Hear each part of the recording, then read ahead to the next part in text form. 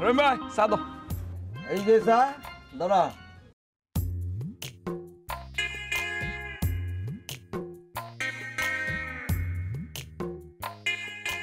কি হয়েছে চায়ের চোখে? চা তো দিলামই, চাকে লেগে দিলাম, এটা জানো আগের থেকে আমি বানাই রাখছি। আমি দেখতেছি যখন তুমি আইতেছ এই ফাঁকে আমি চা বানাই তোমার জন্য রেখে দিছি। ঘটনা হইলো তোমরা আইসা অর্ডার দিবা, আমি এই ফাঁকে চা বানাবো, আর চা বানানোর সময় তোমরা দুইজন মিলে আমার দোকান থেকে চুরি করবা, এই বিদ্যা আমি জানি। ওরে বাপ রে বাপ, রহিম ভাই তুমি তো মেলা চালাক। তোমার মতো চালাক লোক যদি আমাদের সাথে এখন থাকে, তাহলে আমার কাছে মনে হয় যে অল্প দিন আমরা কোটিপতি হয়ে যাবো।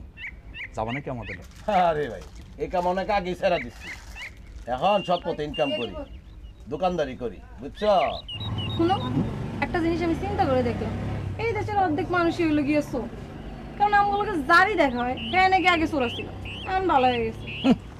আচ্ছা ঠিক আছে, চিন্তা করিস না, আজকের পর থেকে আমরাও ভালো হয়ে যাবো।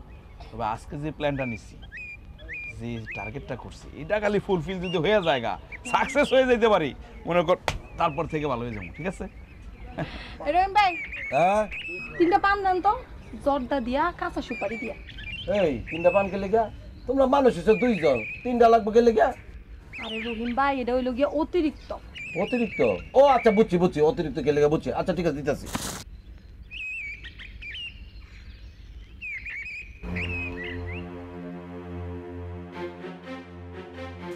তোমাদের দুজনের 2টা আর অতিরিক্তটা আলাদা করে দিছি, ধরো।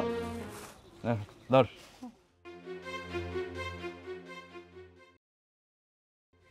রহিম ভাই বিল কত হয়েছে? বিল বিল লাগবো না, এটা ফ্রি। কেন? তোমরা আমি তো শুনছি যে তোমরা কি আলাপ করতেছ, আজকে পরে নাকি তোমরা চুরি ছাড়া দিবা, ছাড়া দিবা যেহেতু ভালো কাজের লোকে সরে গেলাম, আজকে বিল মাপ তোমার, যাও। এটা ওই দুটা না? এটা তো পুলিশটা। এই দুইটাই মিলে আমারে ফিটিং দিছে, আমার 17,000 টাকা পেয়ে গেছে। চিন্তা করছো? বাবা, সাবেক চোরের মুখে নীতি কথা। তবে আসলে আমরা সবাই ভালো মানুষ, পরিবেশ পরিস্থিতির কারণে চুরি করতে হয়। আজকাল তোকে একদিন কি আমার একদিন খারাপ।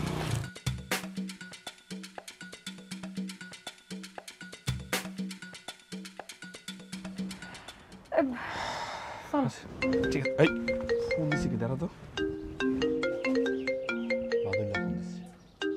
চলো। রহিম ভাই হ্যাঁ আচ্ছা, ফি আমানিল্লাহ।